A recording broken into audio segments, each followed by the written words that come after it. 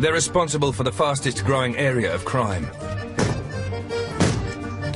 They targeted half the British population last year. They really came after me. I lost in the region of about £80,000. We're in. But they are very hard to catch. There's no one at home, no one home. The scam artist knows that there's a sucker born every day. He's just got to find him. Meet the foreign scam artists who are hitting Britain. €50, £50. I don't have any cash on me. No money, mister. It's scam after scam after scam. From the street scammers of Eastern Europe to the West African scammers targeting us online. How do I get this money to you? Bank transfer. Brilliant. We follow the police as they tackle a crime wave. The scammers have got bottle, but I joined this job to catch the baddies. Do you have the checks? And for the first time, we meet the secret citizen army that's fighting back. She's got a fake check. They'll prey on anybody. You're a thief. And that's where we come in. No way! What are you coming here for? Well, you coming for the view, have you? The lad's in the cab. Lad's in the cab.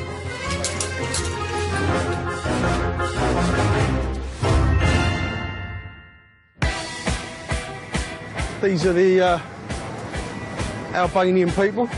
How you doing? In 10 minutes, I'm going to have loads of policemen here. So today, you're going to get a warning. Get you guys off the bridge. Yeah? Move them along. London, summer 2013. Amongst the tourists are the foreign gangs of scam artists. In just 12 months, they helped contribute to a 21% rise in the number of fraud offences reported in the UK. Yeah. Police, go away. Sergeant Birmingham is tasked with catching them. All these people have paid good money to be here, haven't they? And they want a sort of really good trip here and really peaceful. We're not a third world country, it's the greatest country in the world, isn't it? The capital has fallen victim to an influx of Eastern European scam artists, carrying out one of the oldest known frauds. It may date back thousands of years, but today it's plaguing the streets of London. Only the bull, show me the bull. Left, right, €50, £50. I don't have any cash on me. No money, mister. They make it look easy, but there's more going on than meets the eye. They are incredibly switched on. They work as a team. The man running the mat, he's the expert. He's the guy that makes the gang the money. Behind him, he's got minders and he's got someone which will hold his money. If it's looking quiet and they're trying to entice someone in there, one of that gang will then come round and he will pose as a person playing the game. He will then be allowed to win. So he's then standing there with this big wad of money. The tourist comes up and thinks, if he's winning, I'm going to win. This is what happens when a real punter joins the game. Keep your eye on the ball. Easy. It's the middle one, right? Wrong. Now, watch again. The ball is clearly seen under the middle box. A subtle nudge here, and the ball is palmed into the scammer's right hand, allowing him to slip it under this box. Bang, before they know it, we've had $400, $500, $600 taken off an American on the bridge. Darren Birmingham is planning to hit the gangs hard with a police raid, just as they introduce a new, more devious scam to the streets. It's called the bogus cop. Your bogus policemen, they are the next step up. They are nasty, sinister, spiteful people. This CCTV footage captures the scam in action. A pair of foreign tourists are approached by this man, the Stooge. The Stooge subtly signals to his colleagues that he's found some victims. Enter two fake plainclothes cops. They convince the couple to hand over their IDs for inspection and, crucially, their bank cards as well. While one bogus cop distracts them, the other pockets a credit card. They then apologise for wasting the couple's time and beat a hasty retreat. Your bogus police officer, there's no morals or there's no integrity in what they do at all. A glimpse of the warrant card and it's like, oh gosh, rabbit in the headlights. Why are they allowed on the streets of London? I don't know. Why are they allowed in our country? I really don't know. This time the couple do spot what has just happened. Thanks to the CCTV evidence, the three-man gang from Romania was arrested and each scammer received a 16-month prison sentence. As you're well aware, we currently have a large increase in activity involving Romanian Eastern European gangs in the Westminster Bridge, stretching right across London into the West End. For Darren, enough is enough. Today he's planning a major operation to try and clear the bridge of its scam artists once and for all. Our intention, we're going to deter, identify, prosecute and apprehend offenders. Let's show that the Metropolitan Police has some teeth. 2 o'clock, bang on the plot. Let's be right up for it, OK? But catching the scammers is easier said than done. They have travelled throughout Europe and they make their money by deception. They are good, unscrupulous criminals. The international scammer gangs move with the times. And they have a new weapon of choice. One that has defrauded over 250,000 Brits in the past 12 months.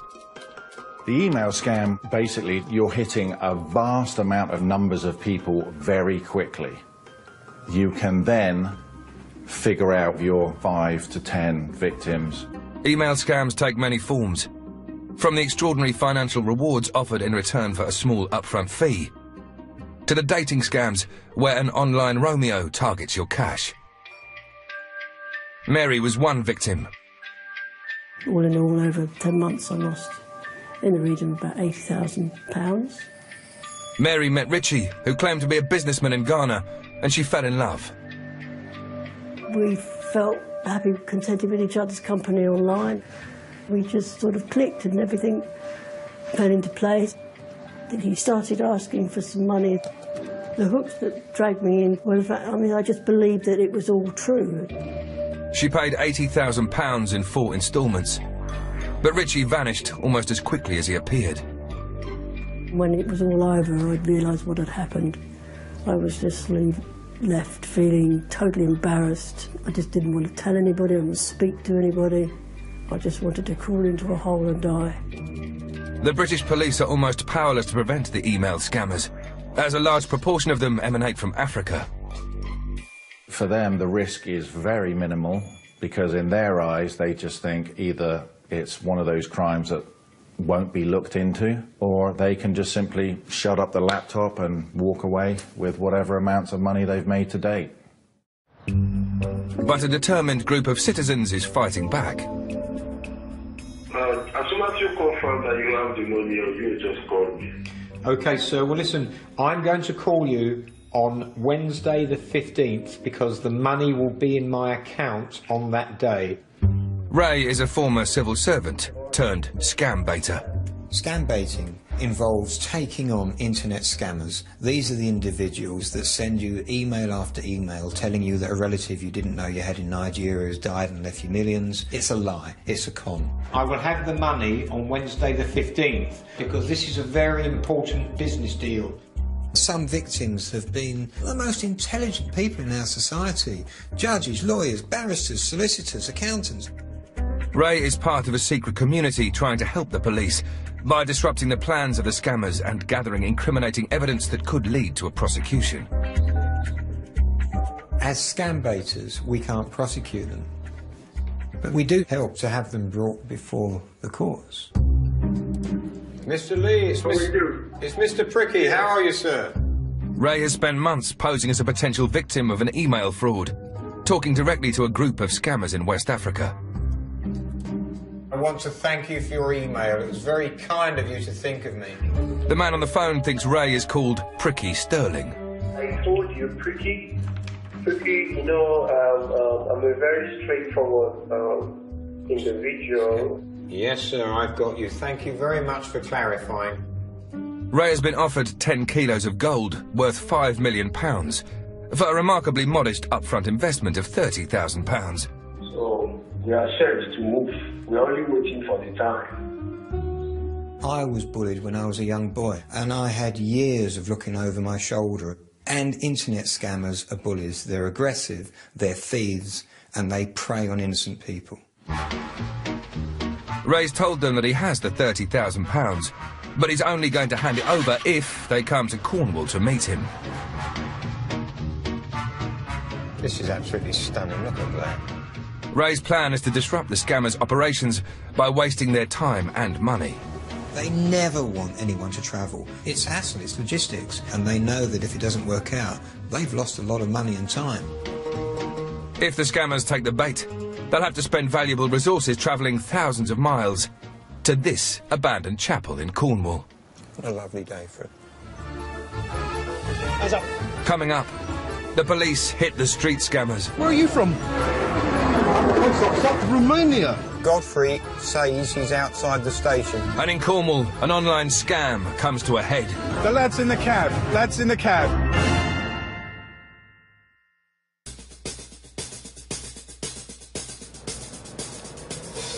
Summer 2013, and Britain is facing a crime wave of fraud. In London, beneath a tourist's gaze, the police have launched a major strike against a gang of street scammers. Matthew, right? On the south side of Westminster Bridge, Sergeant Darren Birmingham is leading a rapid stop search operation. Hands up. Stop search it's a great tool. You're telling them, you know, we're here every day because people like you, because we know you and you're always here. You're here to commit a crime and you're scamming people and you're making life difficult for people, and that's not acceptable. Well, you usually speak English. Little. Please speak English because it saves time. My name's Sergeant Birmingham. This man is known to the police for a number of previous gambling offences. Unfortunately, we get crime. Involves a lot of Eastern Europeans involved in theft offences. For that reason, you've been seen loitering around here for some time. I'm going to search you. Do you understand? No, I understand. OK. Well, I'm going to search you. Hands away. You understood that? Thank you very much. On the west side of the bridge, plainclothes officers have spotted a game in progress and prepared to strike.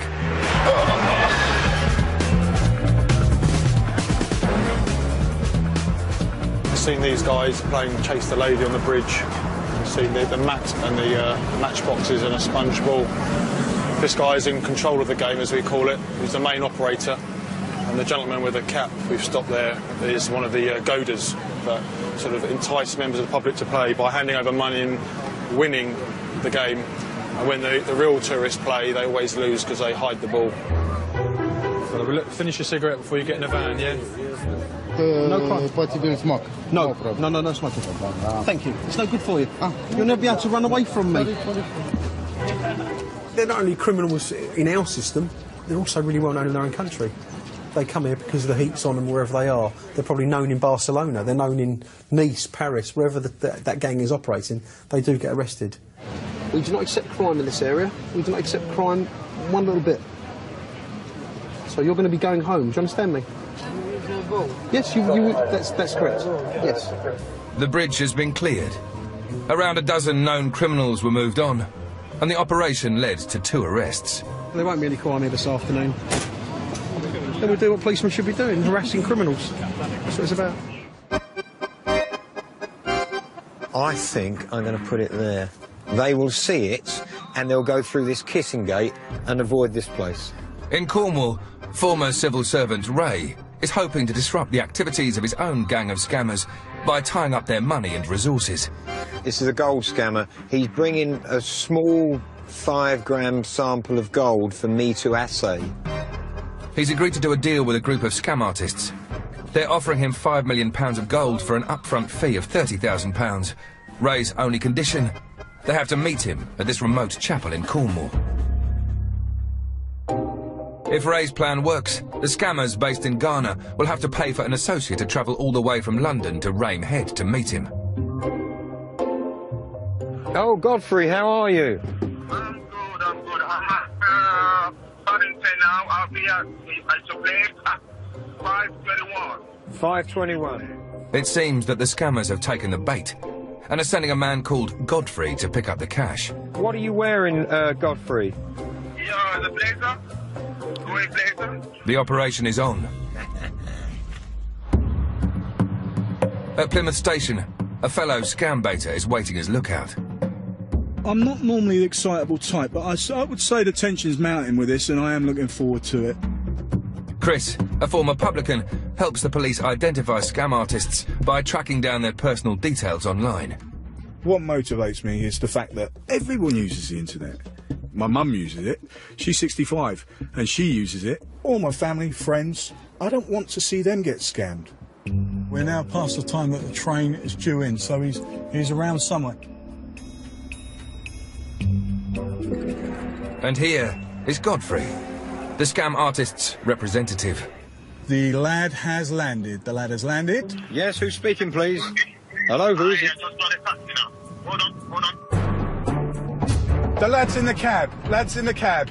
Right in front of us is Rame Head. Out there on the headland, you can see a little dot. That is the chapel. That is where we are going.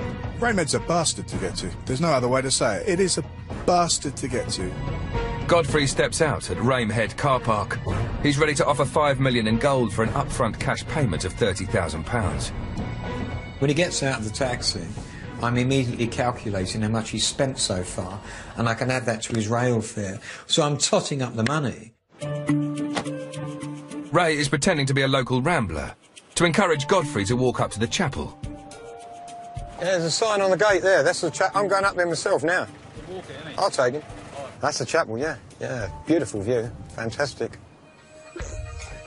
Godfrey's getting nervous.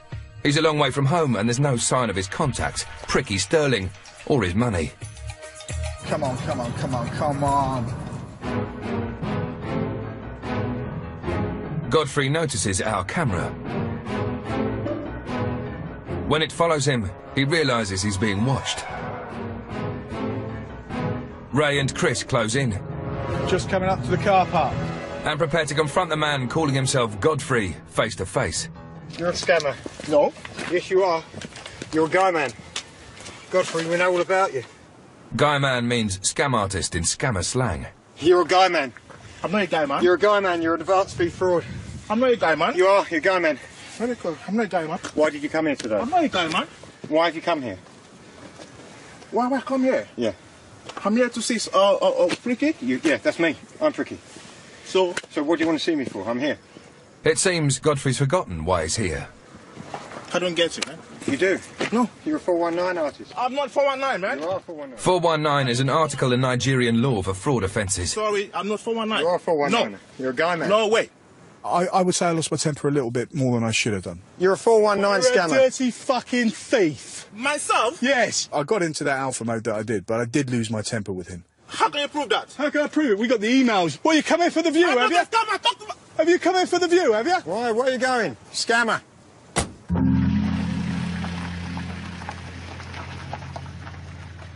It's all right, mate. You can let me go. Let me go. Godfrey never admitted he was a scam artist. Despite repeated attempts to contact him, he never did explain why he went to Rame Head, or why he was offering £5 million worth of gold for £30,000 in cash. I'm a bit disappointed at myself, to tell the truth. I've lost my temper a bit, and you know I shouldn't have done. I mean, we have to stay within the law. We have to be the good guys. There's no point in doing it if we're going to be the bad guys. I am a bit disappointed with myself, but then it's done. What's done's done. From fake emails to bogus uniforms, the scam artist will use every possible tool to get at your cash. In North London, a police unit are trying to crack down on a fraud that involves a simple telephone call. So successful, it's one of Britain's fastest growing scams. Did you get some milk? This is what really goes on in the CID office. Have you got the milk? Let's have a cup of tea. That's what I want. There's a saying in the police, if offered a cup of tea or a chance to have a pee, always take it, because you never know when you're going to have another one. DS Shaw and a colleague are on the hunt for gangs operating a new type of phone scam that has cost Britons £2.5 million in just 2 years. Yeah, this is the one where he's got fingerprints on 2 victims, a piece of paper found from 2 victims, one in... It's called courier fraud, and the conmen who use it caught out more than 3,000 victims since 2011. It's true to say that many conmen are quite charismatic, and that's the tool that they use. However, with courier fraud, I think it's quite a bit different. The victims that they're targeting, they're deliberately doing it, are vulnerable. In his 90s. Oh, when you're picking on some of the most vulnerable people in the community and people who've actually worked to get the money that they've got, and they're having that money taken off them by people who've never worked and whose families have never worked, that really is a bit low. It does make you angry. This is how the fraud works. One phone call and a courteous voice is all you need for this sneaky little scam. The scammer calls his victim, telling them he's from the bank and there is a problem with their card. He asks the victim to urgently call the fraud line number on the back. And here's the sneaky bit. The victim hangs up the phone. He then calls back to the bank, but the scammer has never even hung up his end of the line. The fraudster, pretending to be from the bank, now asks the victim to confirm their card number and PIN. Now the scammer just needs the credit card itself. The victim is told that a courier will come and collect his compromised card and that a replacement card will be sent to him.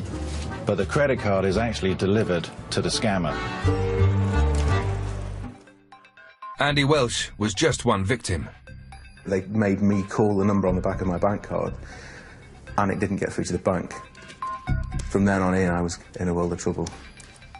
That then led on down the road to giving over much more information and, crucially, all my money.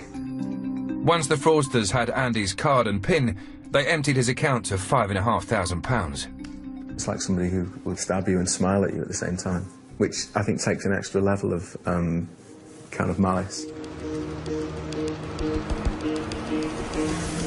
In North London, Detective Sergeant Shaw has a courier fraud scammer in his sights. The police. He's hoping to surprise a member of a gang who have made thousands of pounds out of their victims in the past year. Here, two courier fraudsters are on a spending spree in a department store using a victim's credit card. They've bought as many designer clothes as they can carry. The receipt is a full 5 feet long, and in total they've spent £7,000. Many of these nominals fall into the category of gold chains and no brains. They've got loads of bling. They've made loads and loads of money. I mean, pots of money. How do you do, Mrs. Ruth? We've come for Osama now. Your husband, when I was here last time, promised me faithfully he'd get him to give himself up. I know. It's not the first time DS Shaw's paid a visit to this address. Now, I keep coming here and I keep getting told that he's not here. So where is he? He is not here because I did told him off before when I was not happy, when I heard everything. Mother said to me, he's a good boy, he doesn't steal from me. Well, my argument to that is, well, the Crays were good to their mum as well, weren't they? When did you last see him? Before the day you came. You haven't seen him since we last came? No, I haven't seen. Believe me, I have no reason to say. And Sama's definitely not here? No. Are we okay to go and have a look for him? No, he's not there. No points of going. I'm telling you. No point. No. But you'll pardon me if I don't take your word for it. Can we go and have a look? Thank you. Morning, sir. How are you? Looking for your son as per usual. Well, he's not here. He's not here. You did promise us that you were going to bring him to us. Yeah, but he's not back yet, sir. We're just going to check the wardrobes, yeah? Yeah, yeah. Definitely not in here. No. He's going to jump out at me and say boo. When he will come, he will go fasting to you. Believe me. But I have heard that before. I don't like making it difficult for you, You don't need but I to have come. to. You don't need I to do come. need to come. I will send him. As So soon as you he say, comes. but you haven't done it. That's But why I you need to think- keep coming. I do think that's Somebody possible. used him. I'm Okay. telling you, All right. He's a victim. Some children, yeah. Okay. Children used him. Thank you very much. She's a mother, isn't she? And she's going to look after her son. But I think I know when I'm being lied to, and I don't believe that she hasn't been in touch with her son for 6 weeks. Just don't believe that. And I'm hoping that she will get the message to him, because we're not going to stop. Osama's mum never did hand in her boy, but he was eventually arrested a month later and received an 18-month prison sentence for fraud. Coming up, a new scam hits the capital's ticket machines. The scams that people are doing on the ticket machines are the top end of the scamming hierarchy. And Ray and Chris plan their most audacious operation yet. Trafalgar Square was a real challenge. What do you mean, no? She's got a fake check.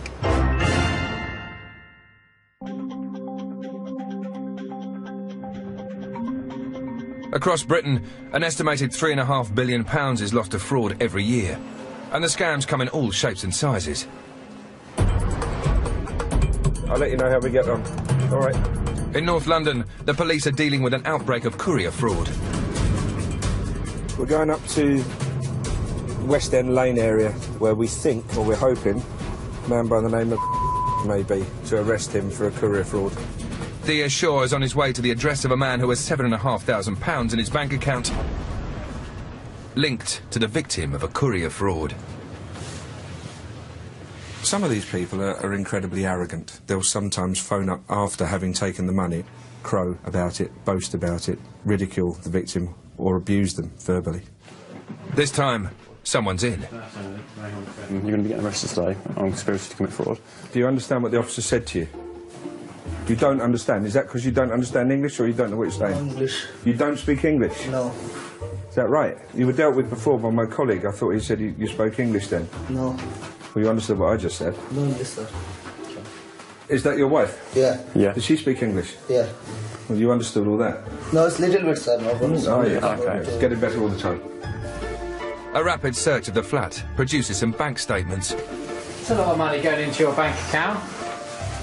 7,982. Where's that money coming from? It's benefit money. Benefit money? What? £8,000 benefit money? In fact, the man received the money from a relative, who was later convicted of courier fraud. The man always maintained that funds were paid into his account without his knowledge. The police recovered the remaining money, and he was not tried for any offence. You need to move on to the next one. There's still 5 a day. There's still people doing it.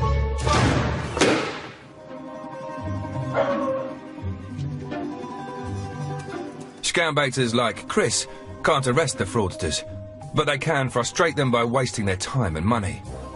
There are many methods to hook scammers in. The most popular one is to act like a genuine victim. If he thinks you're going to pay, he will keep talking to you, and he will eventually you can get him to jump through hoops. These pictures posted on the scam baiter website 419ETA show the lengths scam artists have been persuaded to go on the promise of a deal, which may make them think twice about targeting victims in the future. A blonde wig. And also, you know, he's half naked. What did you say to him in that email to get him to do that? Here is the entire cast of The Wizard of Oz. At least Dorothy's given it a good go. This fraud gang agreed to recreate an entire dance routine by the village people. It's fun to stay out the YMCA. It's fun to stay out the YMCA. That's how desperate a lad is to get hold of your money, you know? At the end of the day, he'll do anything to steal off you. Chris is now determined to take scam baiting to a new level. Hello, LJ. He's planning to set a trap for a scam artist in the heart of London and gather incriminating evidence to pass on to the police. To pull it off, he's recruited a fellow scam baiter. You're going to be very, very lucky, and you're going to play my wife. Joy. Yes. Meet Jill. I do an awful lot of baiting. I've wound up an awful lot of lads. Getting a death threat is a bit of a trophy, but I wouldn't want to combine getting a death threat with somebody knowing exactly who I was and where to find me. Jill may be nervous, but she agrees to join Chris on the operation. Knocking a lad's confidence is one of the key things that we do as baiters. It means that they're less confident in their next victim. It means they're not as good a scammer for their next victim. And that's what we want. We want them to be rubbish scammers, so that they're not trusted, so that people don't send them money. For the UK, London is the front line of the unseen war between the scammers and those trying to stop them. At an East London tube station, Mark Pink and Graham Hempstead of the British Transport Police are on lookout. Oh well, got me out of bed. Waiting for someone, there's nothing, you can't beat it. There's a buzz inside of you that think as soon as he turns up, he's ours. Get up at 4:15. I was up at 4:15 this morning. They're searching for a Romanian fraudster who's using a new type of scan at the capital's ticket machines. The scams that people are doing on the ticket machines are the top end of the scamming hierarchy. It's a device that copies bank cards when they're used to buy tickets. This scammer has affected hundreds and hundreds of people. He has taken their credit card details without their knowledge and obviously without their permission. This is the man they're after, caught on CCTV at another station, wearing a hoodie to obscure his face. This guy was pretty switched on. At times he'd come into the station always with his hood up, even in the height of summer. He has a card reader device already in his hand. After checking he's not being watched, he slips it directly over the original. He then takes a small camera device and fixes it above the keyboard, ready to record PIN numbers.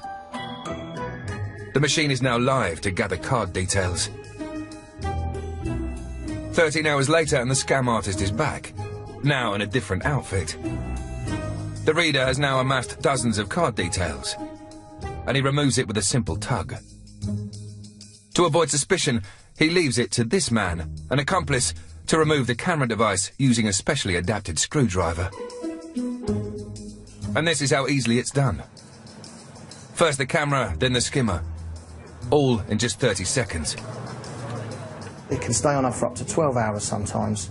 So 12 hours of data at a busy station, you can imagine the amount of people that are going to use that ticket machine. Mark and Graham have had a tip-off that the scammer's girlfriend has been using this station. They hope she will lead them to him.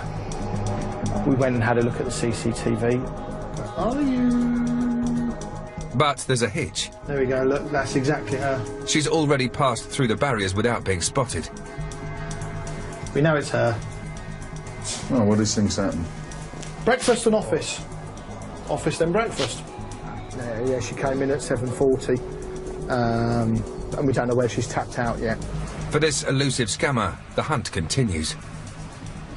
You want to just stamp your feet and throw your toys out the pram and kick the cat, but we know there'll be another day.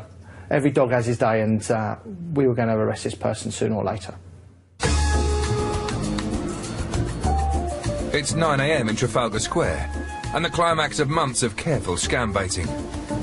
Posing as gullible victims are Ray, Jill and Chris. A group of scammers have offered them £500,000 reward for a small upfront investment. Chris has asked them to bring signed cheques for the full amount. Trafalgar Square was a real challenge, something I don't think has ever been done in the world of scam baiting. The baiters are hoping to catch the scammers with incriminating evidence in the form of fake cheques for the huge sum of money they're promising. But it's not going to plan. Well, are you going to be here at 1:15 with the cheques or not? The scammers aren't yet taking the bait. So, can you make it for 2:30? What do you mean, no? Nobody's showed yet. There have been lots of cry-offs, lots of excuses and some delays. But they are notoriously unreliable. The baiters have been waiting for 6 hours. Finally, an associate of the scammers is on the line and says she's nearby.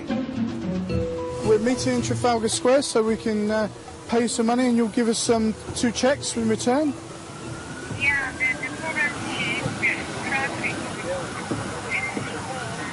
We've just spoken with one, and it's a woman, which is unusual. This is the woman Chris spoke to on the phone, who confirmed she had 2 cheques for him. She seems wary, and the scam baiters can't be sure she has the incriminating cheques. Coming up...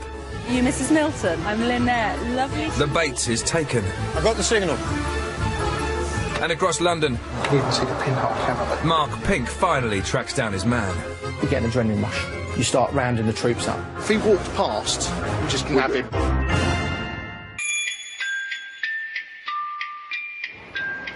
British consumers lose more money to online fraud than those of any other country.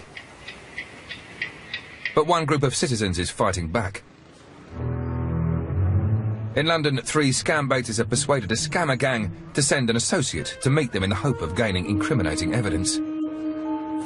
OK, just ring me when you get to Trafalgar Square and we'll hook up, OK? And here she is. Are you Mrs. Milton? I'm Lynette. Lovely to meet you. How was your trip? Fine. Yeah? Good. Where did you come from? Very far. Ah, right, okay. Mrs. Milton is here on behalf of a Nigerian barrister who's offered Chris, online and on the phone, £500,000 in return for an initial cash payment of just £13,000. Thank you for coming. Excellent. Right, we should do some business then, really, shouldn't we? We should, yeah. We're really, really excited by this, yeah? Really excited.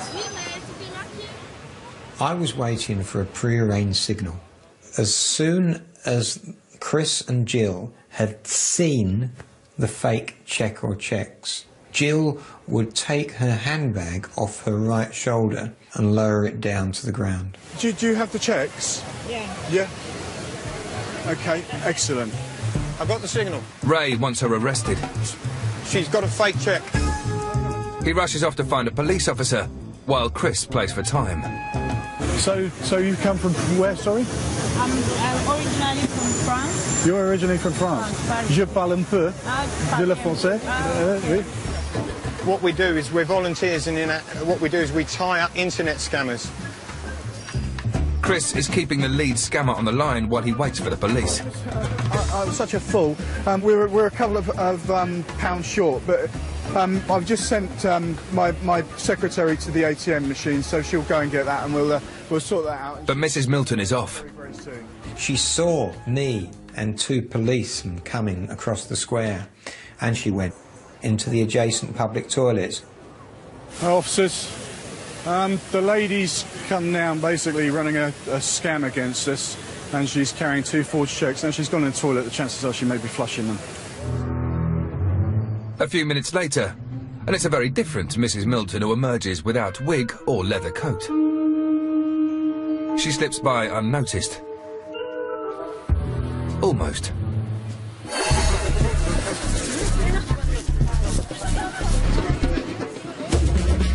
Our producer is the first to catch up with her. We heard the conversation of you on the phone to Chris, saying that you were coming to bring some cheques in exchange for some money as part of the scam. Do you not know about it? No. We managed to get the police involved. They're not convinced they can do anything. Is she guilty? She's got a wig in her bag. She's here on an alias. She's carrying 2 cheques for £250,000 each. Is she guilty? Was Lee Harvey Oswald guilty? A lot of people would say no, but he definitely bloody was. Chris may be convinced, but the £250,000 cheques aren't there. The woman who calls herself Janice Milton is let go without being charged. We received a call with a friend today, which he asked me to come here, down here, just to meet somebody and ask the person that if he has money with him. And if the person say yes, so I'm going to give him a call, he will come down. Before she leaves, Mrs. Milton has one last piece of advice. Be careful of scam, be careful.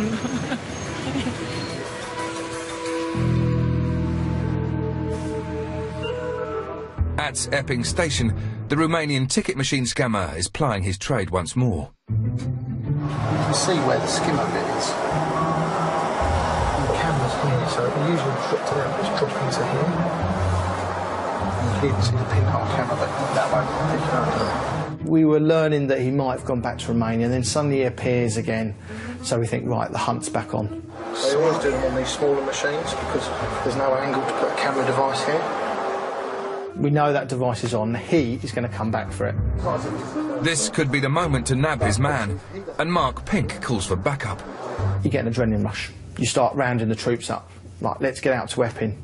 2 outside the station. If he walks past and he clocks us, we'll just nab him. We are now playing the waiting game. If he was caught, he would run. Simple as. 20 yards is mine. 21 yards is someone else's.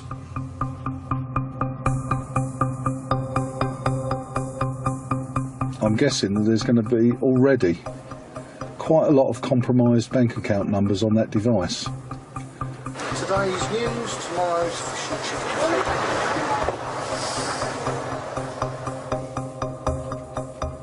After a 3-hour wait, the suspect finally appears. That moment when he arrived and walked past me, and then he turned and looked at the front of the bus stop, and I thought, that's him.